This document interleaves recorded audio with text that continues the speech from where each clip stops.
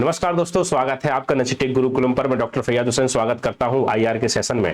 और जैसा कि मैंने आपसे कहा था कि इंटरनेशनल रिलेशंस में कुछ जियो political geo strategic topic related कुछ कंटेंट मैं आपके साथ लेकर आऊंगा, जहां हम लोग भू राजनीति और सामरिक रणनीति पर बातचीत करेंगे कि कैसे वैश्विक संबंध बदल रहे हैं, कैसे भारत के अन्य देशों के साथ संबंध मजबूत हो रहे हैं। उसी क्रम में आज फिर मैं एक टॉपिक आपके साथ लेकर आया हूं। ये टॉपिक बहुत महत्वपूर्ण हमारे लिए रहने वाला है और आज इस टॉपिक में हम लोग बात करने वाले हैं भारत और अफगानिस्तान के बढ़ते संबंधों के परिप्रेक्ष्य में पाकिस्तान पर क्या प्रभाव होगा, उस पर बातचीत करेंगे। अगर हम कहें कि इंडिया अफगान रिलेशंस इंक्रीज हो रहे हैं, स्ट्रेंथन हो रहे हैं, then what is the impact of Indo Afghan strengthen relations on the Pakistan. तो पाकिस्तान पर उसका क्या प्रभाव पड़ेगा। लेकिन आखिर हम इस पर बातचीत क्यों कर रहे हैं कि भारत और अफगानिस्तान के संबंध मजबूत हो रहे हैं, भारत और अफगानिस्तान के संबंधों में सुधार हो रहा है, there is increase in the relationship of Indo Afghan.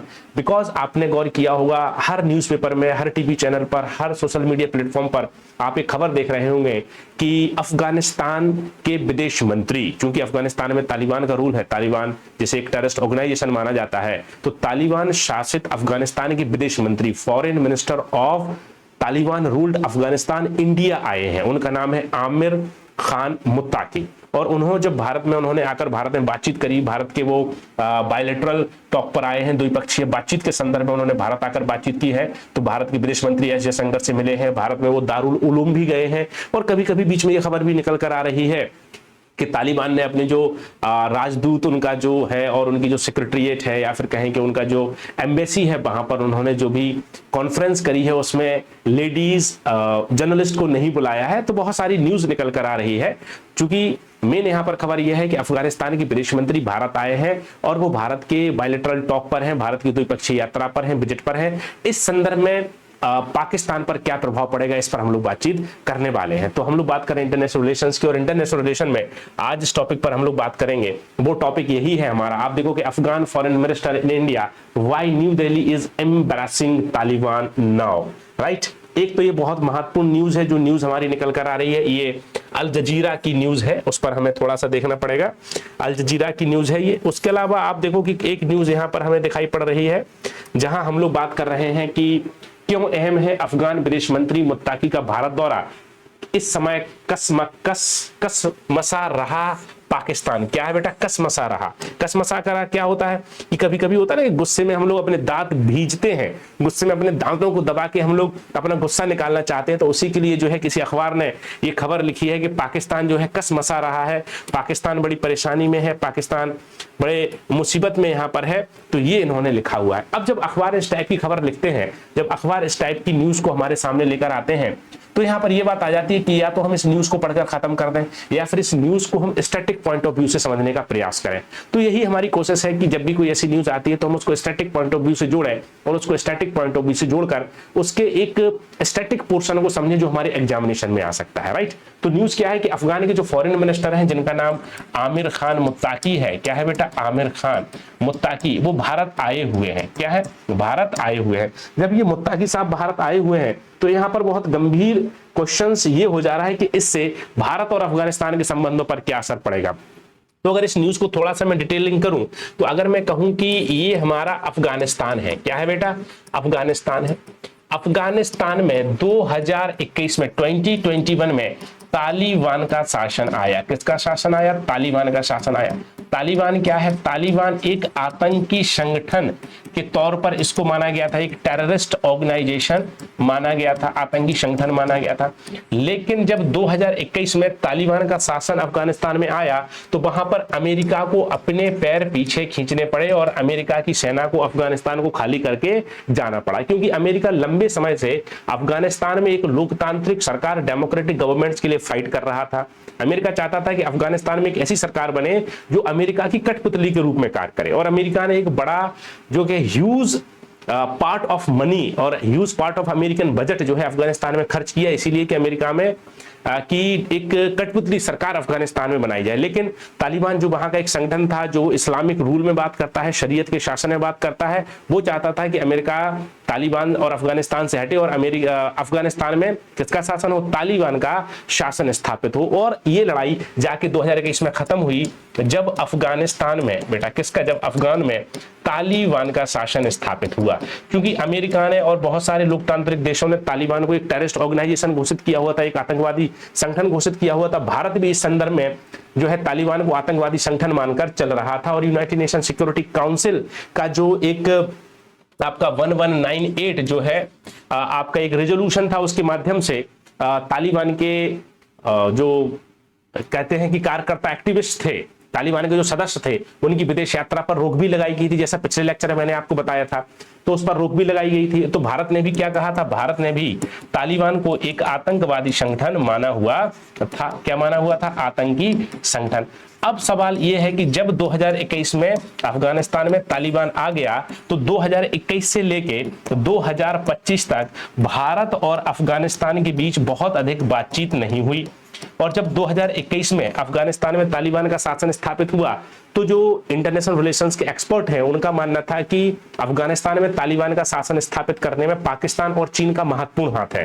क्योंकि 2021 से पहले, बहुत ध्यान से समझना है मेरी बात को, क्योंकि 2021 से पहले अफगानिस्तान में भारत बहुत अधिक इन्वेस्टमेंट कर रहा था, बहुत अधिक भारत जो है निवेश कर रहा था, अपने पैसे लगा रहा था। वहां ह्यूमन राइट्स के बारे में बात कर रहा था, यूनिवर्सिटीज बना रहा है, कॉलेजेस बना रहा है ना, ह्यूमैनिटेरियन असिस्टेंस दे रहा है, इसके अलावा सड़कें बना रहा है, इंफ्रास्ट्रक्चर में वहां की पार्लियामेंट बनाने में भारत ने बहुत महत्वपूर्ण योगदान दिया। भारत की बड़ी बड़ी कंपनियां वहां पर इन्वेस्ट कर रही थी ताकि अफगानिस्तान की इकोनॉमी ग्रो करे, अफगानिस्तान की इकोनॉमी डेवलप करे।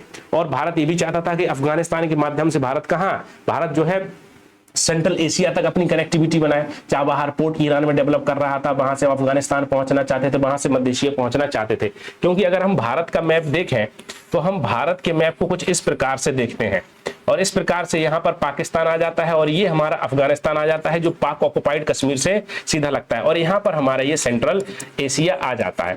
अगर हमें इस सेंट्रल एशिया तक पहुंचना है तो हमें पाकिस्तान होना से अफगानिस्तान, और अफगानिस्तान से हमें सेंट्रल एशिया जाना पड़ेगा। सेंट्रल एशिया में क्या है कि बहुत अधिक संसाधन है, बहुत अधिक रिसोर्सेज हैं। कौन से रिसोर्स हैं बेटा? एनर्जी रिसोर्सेज हैं। वहां पर पेट्रोलियम है, गैस है, वो हमारी ऊर्जा आवश्यकताओं को पूरा कर सकते हैं। तो हमें सेंट्रल एशिया तक पहुंचने के लिए अफगानिस्तान में बहुत अच्छा अपनी उपस्थिति को दर्ज कराना पड़ेगा, अपना प्रेजेंट हमें रखना पड़ेगा, अपना प्रेजेंस रखना पड़ेगा। उसके लिए हमें पाकिस्तान से होकर जाना पड़ेगा। अब हमें पता है कि चूंकि पड़ोसी हमेशा स्वाभाविक शत्रु होता है, नेचुरल एनिमी होता है, पाकिस्तान तो हमारा स्वाभाविक शत्रु है, तो हम अफगानिस्तान तक नहीं पहुंच सकते थे। उस संदर्भ में हम ये चाहते थे कि हम यहाँ पर ईरान में एक चाबहार पोर्ट का निर्माण करें, उस चाबहार पोर्ट से हम अफगानिस्तान पहुंचे, और अफगानिस्तान के माध्यम से फिर हम सेंट्रल एशिया पहुंचे। तो भारत सेंट्रल एशिया तक अपनी पहुंच बनाने के लिए, पाकिस्तान को प्रति संतुलित करने के लिए, क्योंकि पाकिस्तान की सीमा अफगानिस्तान के साथ लगती है, भारत इस सीमा से पाकिस्तान पर नियंत्रण बना सकता है। और भारत अगर अफगानिस्तान में अपनी उपस्थिति अच्छा रखता है तो यहां से भी हम कह सकते हैं कि हम पाकिस्तान को लगभग 3 तरफ से घेर सकते हैं, एक यहां से, एक यहां से, और एक यहां से हम पाकिस्तान को घेर सकते हैं अगर हम अफगानिस्तान में अपनी उपस्थिति बनाते हैं तो। लेकिन ये प्रयास हमारे पहले हो रहे थे, यह काम हम पहले कर रहे थे। लेकिन जब 2021 में तालिबान आया तो हमारे सारे काम बंद हो गए, क्योंकि हम तालिबान से बात नहीं करना चाहते थे, क्योंकि हम ये मानकर चलते थे कि तालिबान एक आतंकवादी संगठन है, और हमने सभी प्रकार की बातचीत, सभी प्रकार के टॉक्स तालिबान के साथ बंद कर दिए। लेकिन अब जब 2025 के अक्टूबर में अफगानिस्तान के विदेश मंत्री भारत आए और भारत और अफगानिस्तान के संबंध मजबूत होने लगे, तो यहां पर स्थिति गंभीर निकल कर आ रही है, और पूरे दक्षिण एशिया में जियो पॉलिटिकल, जियो स्ट्रेटेजिक जो डायमेंशंस हैं वो चेंज हो रहे हैं। अभी तक ऐसा माना जाता था कि तालिबान पाकिस्तान की गोद में बैठा हुआ है और चीन की गोद में बैठा हुआ है, लेकिन जब अफगानिस्तान के विदेश मंत्री जो कि तालिबान शासित अफगानिस्तान है भारत आ रहे हैं, और भारत में आकर प्रेस कॉन्फ्रेंस कर रहे हैं, दारुल उलूम जा रहे हैं, भारत को अपना एक अच्छा दोस्त बता रहे हैं, भारत को अपना हिस्टोरिकल दोस्त बता रहे हैं, भारत को नेचुरल एलाई, प्राकृतिक मित्र बता रहे हैं, और भारत के भूमि से वह पाकिस्तान की आलोचना कर रहे हैं, और ये कह रहे हैं कि अगर दक्षिण एशिया में कोई आतंकवादी गतिविधियों के लिए जिम्मेदार है तो वो पाकिस्तान जिम्मेदार है। कौन है बेटा? पाकिस्तान जिम्मेदार है। देखो उन्होंने क्या कहा कि Afghanistan open to talks with Pakistan what we have other means. Muttaqi ने क्या कहा कि अगर दक्षिण एशिया में, साउथ एशिया में कोई टेररिस्ट एक्टिविटीज को बढ़ावा दे रहा है तो उसके लिए जिम्मेदार कौन है? उसके लिए जिम्मेदार पाकिस्तान है। और जब मुत्ताकी साहब भारत में बैठे हुए हैं, foreign minister of the Afghanistan, तो अफगानिस्तान और पाकिस्तान की बाउंड्री पर लड़ाई भी चल रही है। कहां लड़ाई चल रही है बेटा? अफगानिस्तान और पाकिस्तान की बाउंड्री पर, ये डूरंड लाइन पर जो है लड़ाई चल रही है। क्या है ये डूरंड लाइन? यहां पर लड़ाई भी चल रही है। क्या चल रही है? लड़ाई चल रही है। जब ये लड़ाई चल रही है तो इस लड़ाई में लगभग 50 पाकिस्तानी सैनिकों को अफगानिस्तान ने मार गिराया है और लगभग अफगानिस्तान की 15 से 20 चौकियों पर जो है पाकिस्तान ने कब्जा कर लिया है। जब अफगानिस्तान के विदेश मंत्री से यह प्रश्न पूछा गया कि आपकी वहां सीमा पर पाकिस्तान से लड़ाई चल रही है और आप भारत की भूमि पर बैठकर बातचीत कर रहे हैं, तो आप इसको कैसे देखते हैं? तो उन्होंने कहा कि Afghanistan opens to talk with Pakistan. उन्होंने कहा कि हम पाकिस्तान के साथ बातचीत करना चाहते हैं, लेकिन अगर पाकिस्तान हमारे साथ लड़ाई झगड़ा करेगा और पाकिस्तान अगर हमारे साथ केवल वायलेंस, हिंसा का ही रास्ता अपनाएगा तो but we have other means, हमारे पास दूसरे रास्ते भी हैं। और दूसरे रास्ते का क्या मतलब है कि वह तुरंत भारत के साथ अपनी दोस्ती बढ़ा लेंगे। और जब भारत के साथ अपनी दोस्ती बढ़ाएंगे तो 2021 से पहले जो भारत और अफगानिस्तान संबंध थे वही संबंध फिर से स्थापित हो जाएंगे और दक्षिण एशिया का पूरा भू सामरिक और भू रणनीतिक परिदृश्य ही बदल जाएगा। पाकिस्तान अलग थलग पड़ जाएगा, पाकिस्तान आइसोलेशन में चला जाएगा, क्योंकि पाकिस्तान एक अचीवमेंट मान रहा था कि अफगानिस्तान में तालिबान के आने से भारत की जो दक्षिण एशिया तक जो एक भूमिका थी महत्वपूर्ण और फिर मध्य एशिया तक पहुंचने का जो लक्ष्य था वो लक्ष्य कमजोर पड़ जाएगा और भारत पाकिस्तान को चारों तरफ से नहीं घेर पाएगा। लेकिन जब अफगानिस्तान के विदेश मंत्री ने भारत में बैठकर इस तरह की बात करी कि हमारे पास और भी विकल्प हैं और उन विकल्पों में कौन है, उन विकल्पों में भारत एक विकल्प है, तो उन्होंने कहा कि पाकिस्तान को सुधर जाना चाहिए और उन्होंने कहा कि टेक्निकल एरर यहां पर हो सकती है, दिक्कत हो सकती है पाकिस्तान को। और उन्होंने ये भी कहा कि जो भैया अफगानिस्तान के विदेश मंत्री ने कहा कि जो पाकिस्तान और अफगानिस्तान के बीच जो विवाद चल रहा है तो अफगानिस्तान को गुलाम बनाने की सोचना भी मत।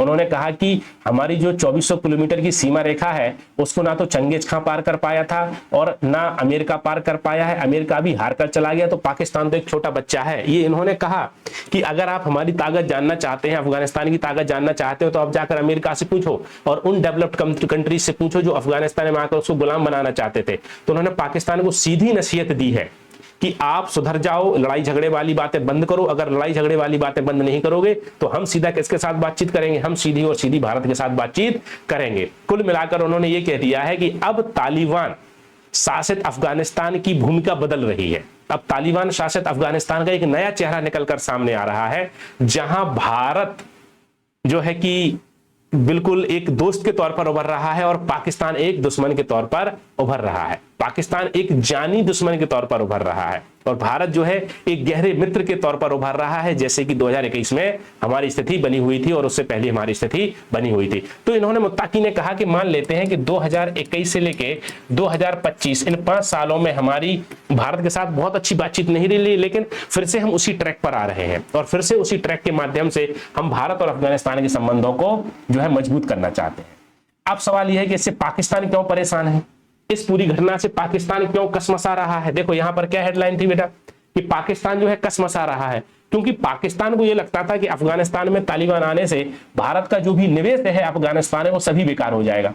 लेकिन भारत और अफगानिस्तान के साथ जो बातचीत हो रही है उससे पाकिस्तान परेशान है, क्योंकि इससे भारत का निवेश फिर से मजबूत होगा। भारत का चाबहार पोर्ट का जो एक प्रोजेक्ट था वो भी फिर से उभर कर सामने आएगा। चाबहार पोर्ट के माध्यम से अफगानिस्तान पहुंचेंगे, अफगानिस्तान के माध्यम से सेंट्रल एशिया, मध्य एशिया पहुंचेंगे, वहां से अपनी ऊर्जा आवश्यकताओं को पूरा कर लेंगे। इसके साथ साथ भारत की जो दक्षिण एशिया में एक बिग ब्रदर की भूमिका थी, एक बड़े भाई की भूमिका थी, जहां पर जो है भारत अपने छोटे पड़ोसी देशों को गुजराल सिद्धांत के अनुसार, गुजराल डॉक्ट्राइन के अनुसार एक तरफा यूनिलैटरल असिस्टेंस देता था, वो फिर से शुरू हो जाएगा। नेपाल, भूटान, बांग्लादेश, श्रीलंका, म्यांमार, मालदीव, इन देशों की भी भारत के प्रति जो है कि रुझान सकारात्मक होगा, क्योंकि भारत अफगानिस्तान के साथ बातचीत कर रहा है, अफगानिस्तान की मदद कर रहा है। और जो दक्षिण एशिया में पाकिस्तान प्रायोजित आतंकवाद है, पाकिस्तान स्पॉन्सर्ड जो टेररिज्म है, उस पर भी रोक लगेगी, क्योंकि लोगों को ऐसा लगता था कि अफगानिस्तान में तालिबान के आने से क्या होगा, अफगानिस्तान में तालिबान के आने से आतंकवाद बढ़ेगा। लेकिन तालिबान के जो विदेश मंत्री हैं, अफगानिस्तान के विदेश मंत्री, उन्होंने कहा कि हम बिल्कुल भी किसी भी प्रकार के टेररिस्ट एक्टिविटीज के रिस्पॉन्सिबल नहीं है। जितनी भी टेररिस्ट एक्टिविटीज हो रही हैं वो सभी पाकिस्तान के लैंड से हो रही हैं, पाकिस्तान की भूमि से हो रही हैं। और उन्होंने ये भी कहा भारत में कि देयर इज अ नीड कि हमें कलेक्टिवली एफर्ट्स करने चाहिए to stop terrorist activities in the South Asia. और उन्होंने कहा कि इन एक्टिविटीज को रोकने में अफगानिस्तान सबसे ज्यादा जो है भारत के साथ सहयोग बनाकर रहेगा। तो पूरी कहानी ऐसी है कि भारत और अफगानिस्तान के संबंध बढ़ रहे हैं, भारत और अफगानिस्तान के संबंध मजबूत हो रहे हैं। भारत और अफगानिस्तान के संबंधों के मजबूत होने का एक कारण है कि अफगान में तालिबान का शासन एक नए रूप में, एक नए फेस में निकलकर सामने आ रहा है। इससे भारत और अफगानिस्तान गहरे दोस्त बन रहे हैं और पाकिस्तान एक जानी दुश्मन के तौर पर उभर कर आ रहा है। इसी के लिए कहा गया है कि there is a new face of Taliban. Taliban का एक नया चेहरा निकलकर सामने आ रहा है, जहां भारत एक जिगरी दोस्त है और पाकिस्तान एक जानी दुश्मन के तौर पर निकलकर आ रहा है।